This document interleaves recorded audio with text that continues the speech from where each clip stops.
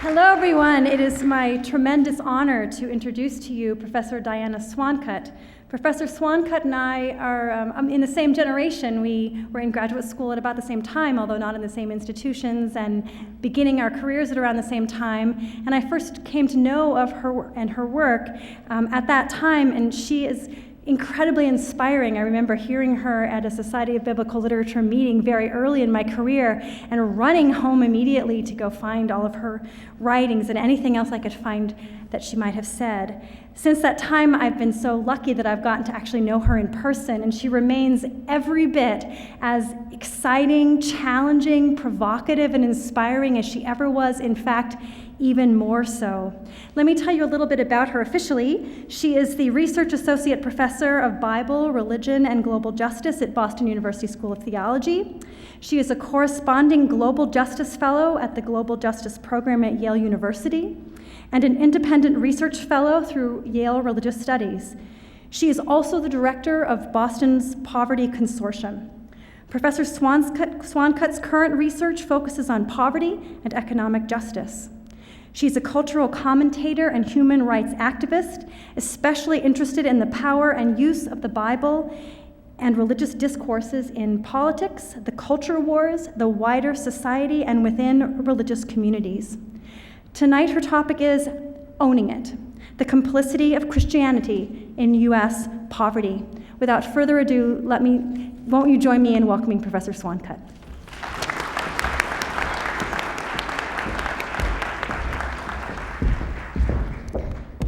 Good evening, everybody.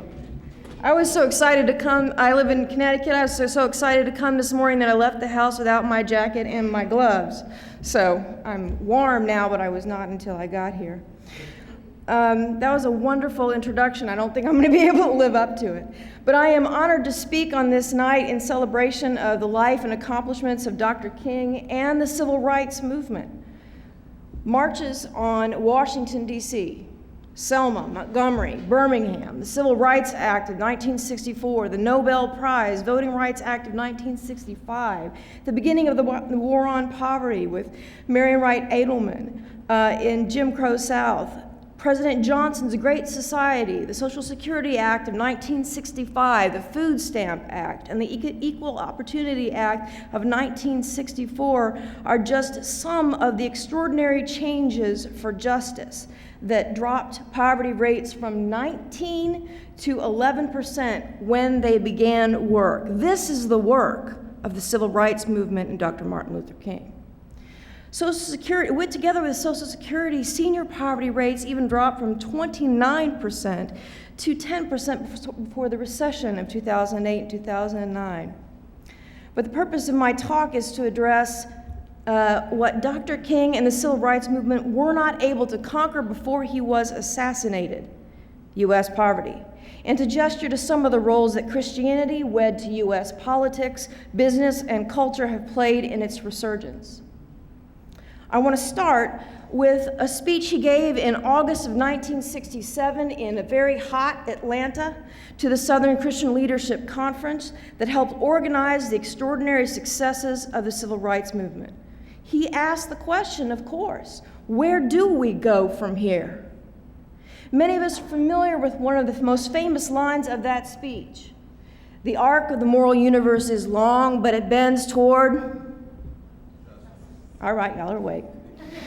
Despite the success of the beginning of the war on poverty, he still looked out at Jim Crow South, the very, very poor in Jim Crow South, blacks especially, but also Native Americans and poor whites, and he could only reach one conclusion, that in a nation of such great wealth, how could so many people be so outrageously poor, despite their great struggle to succeed? Something is wrong with capitalism, he said in that speech. And he identified that something as the wedding of materialism and corporatism, racism and militarism. He called for a Poor People's Campaign for, quote, the restructuring of the whole of American society, for a Poor People's March on Washington, including the just redistribution of wealth in society, for a real living wage for all. He went further even, saying that America must move toward a democratic socialism, a beloved and just national community where all Americans could work together for embodied thriving, material and spiritual. 50 years later, 48, in 2015, we are now very close again to where the country was in 1967. In its poverty, its materialism, its racism, and its militancy. 2 days ago, a UK press reported that a Princeton and Northwestern study concluded that the US is in fact not a democracy anymore, but an oligarchy, serving special interests, not voters, not the American people. Now, this wasn't like me, leftist on Twitter, that said this, okay? This was a serious Princeton and Northwestern study. Now, there are a lot of places we could start in talking about how the US is an oligarchy. I'm going to focus just on economics. 85 people around the globe own as much wealth as 3.5 billion at the bottom. US CEOs are paid 300% more than the average worker. The bottom 80% of US workers only own 7% of the US wealth, which means most are struggling, paycheck or two away from poverty, and the poor are very poor. Blacks, Native Americans, Hispanics are disproportionately impoverished, as well as racially impoverished and targeted. Wall Street only benefits the top 10% of the US population. Few Blacks, Hispanics, or Native American citizens benefit. How is this possible? Some people like pictures. Here's one. A host of economists indicate that neoliberal free market economics put in place in the 1970s and trickle-up economics put in place in the 1980s are responsible for this situation. Economist Stephen Greenhouse said the financial sector is the primary driver of rising inequality since the late 1970s. Ha-Joon Chang of Cambridge said excessive tax cuts for the rich are simply an upward redistribution of income. How does this happen? Through deregulation. Business is not required to pay living or even fair wages. I didn't put the picture up. There it is. Offshoring, corporate subsidization, tax reductions on the wealthy, and $2.2 trillion in illegal tax shelters overseas. The result is that the wealthy get wealthier, corporations get wealthier, they stash their money, they pay low taxes, and they eliminate the support for the societies that support them. They eliminate the support for the societies that support them. The consequence is an income and wealth inequality globally that has devastated the global poor and developed economies. Economists in the United States are worried. What are some of the results of this US oligarchy for the rest of us in society? Wage stagnation for all but the top 1%, meaning typical workers are making about as much money, if you count for inflation, as they were in the 1970s. 25 to 30 million people are making minimum wage, which is a poverty wage. There is no state in the United States where you can buy a 2-bedroom apartment and buy a gallon of milk for that wage. The GOP won't raise it. 45 million people live in poverty, most of them working. 49+ million people are hungry. 1 in 3 to 5 US children are living in poverty. 1 in 30 US children are homeless. 1 in 300 US families live in extreme poverty on $2 a day. Look around the room. 300 people here? I don't know. 1 in 300 US families living in extreme poverty on $2 a day. Wage stagnation is a choice. It's a choice. A business choice that has been backed by the GOP, and it is the leading cause of mass homelessness in the United States society today. Wage stagnation. is the leading cause of mass homelessness in society today. And just to throw some local numbers out, poverty in Boston, 21%. Student poverty in Boston, 28%. Student families living in poverty, 49%. In other words, Dr. King was not just right in 1967. Dr. King is right now. U.S. poverty is an active political, economic, and military choice. U.S. poverty is an active political, economic, and military choice. Demos.org estimates that it would cost about $175 billion a year to totally eradicate poverty. We spend about $700 billion on the books for the Department of Defense. We spend $4 trillion on wars, have spent $4 trillion on wars since 2000. We spend more on preparation for warfare than the next 15 countries combined. We can kill everybody.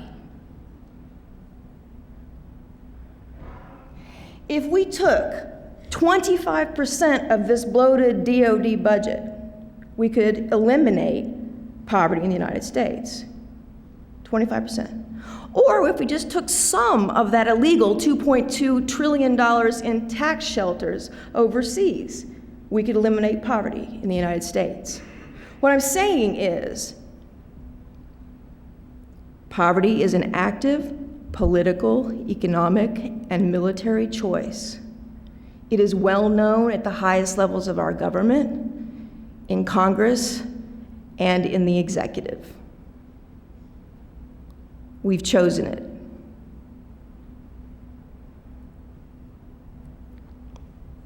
That's not the kind of info that's out running around in public. What we get in sort of the cultural ideology of mass media and things like that is a characteristic kind of poverty that combines laziness and poverty.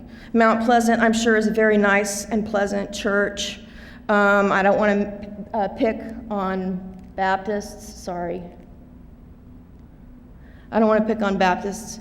But the character of poverty has been framed in our culture as shiftless and poor.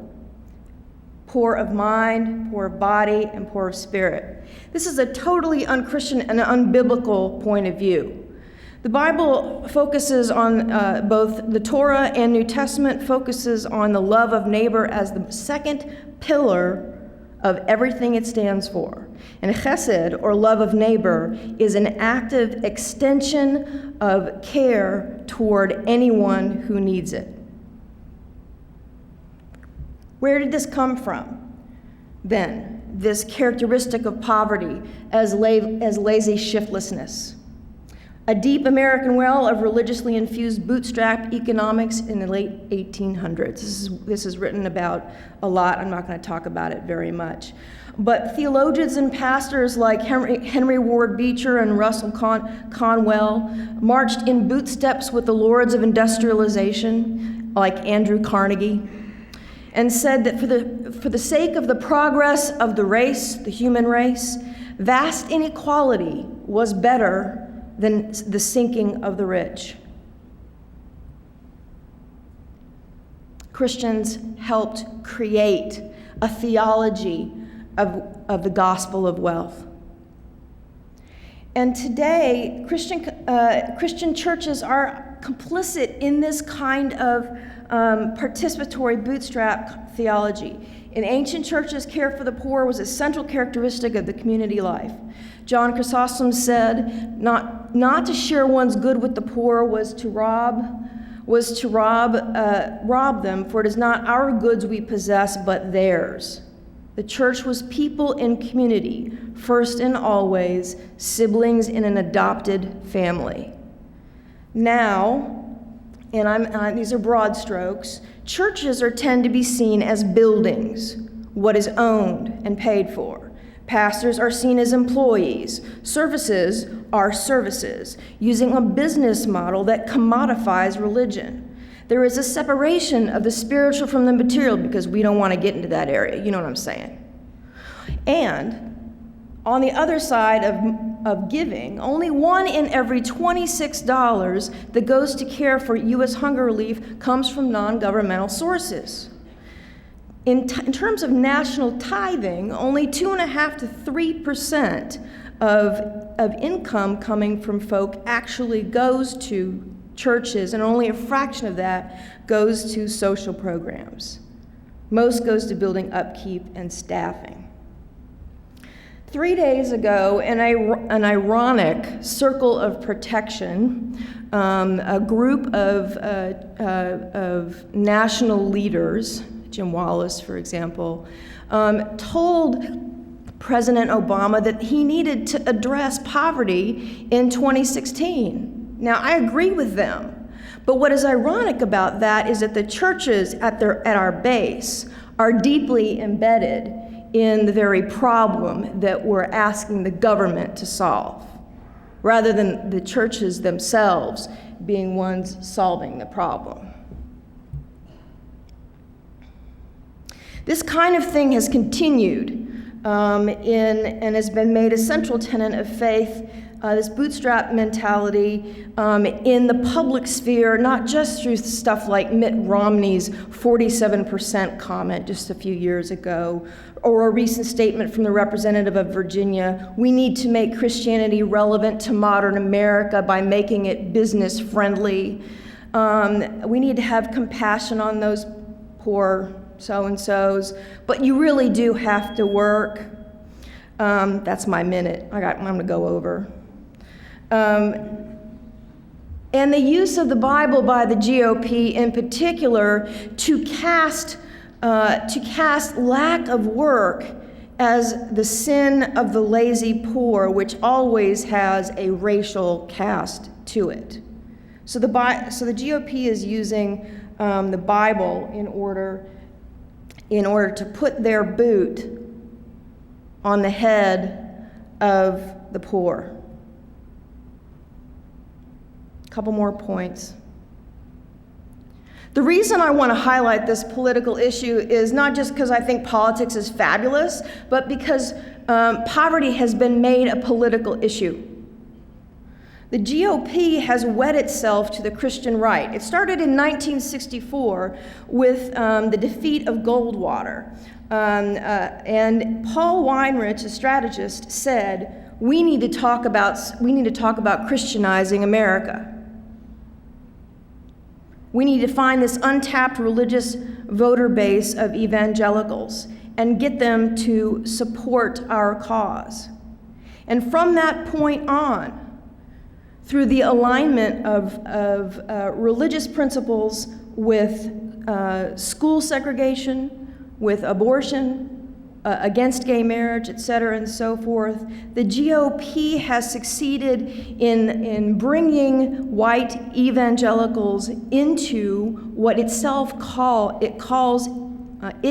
calls a religion. A year and a half ago, the RNC chairman told Christian Broadcasting Network, the GOP was their religion. It's in tape. Honoring God in everything that they do. All right, I'm done. Hold on, one. The main point. We in the United States have a choice that was put before us in 1967, and a choice that is put before us now in 2015.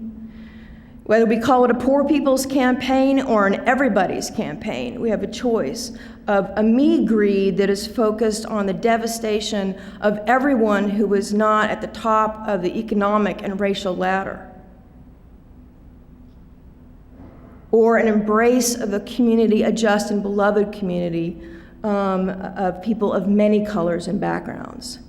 This is the thing that I think would most honor the legacy of Martin Luther King at the end of his life to bring this forward, and I'm asking us all to do it. Thank you very much.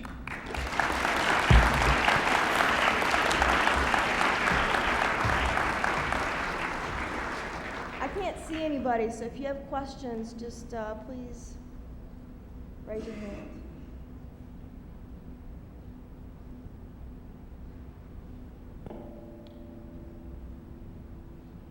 Yes. So you talk about how the GOP specifically used religion as a tool for whatever social policies. Why did the liberal left not follow the same tactic? That is a very good question. The liberal left has a tendency to want to... Mike. Progressives and Democrats have a tendency to want to embrace diversity and difference. And that has been both a weakness and a strength for the left.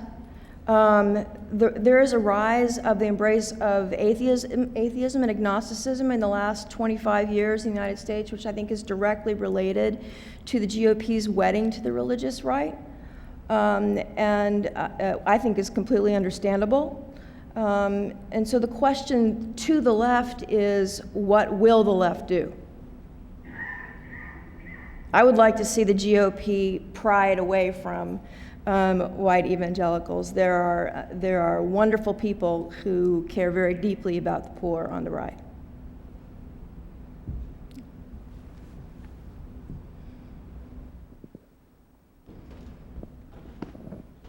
Yeah, so I like hearing how you think the relationship between Christianity and how it's related to poverty. But your talk mostly focused on Protestants. Can you explain what role Roman Catholics have, and if there's any similarity or difference? So it's a wonderful question. Thank you so much for asking it. In the last 35 years, Catholics in the United States, particularly the U.S. Conference of Catholic Bishops, have walked in lockstep, I'd say, with the religious right around social issues, and have been supported from the Vatican down in doing so. And it is only, and even though it has a rich tradition, a deep, rich tradition, Dorothy Day, and social gospel, in its own version of social care, for caring for the poor, that has been put to the side until Pope Francis's rise.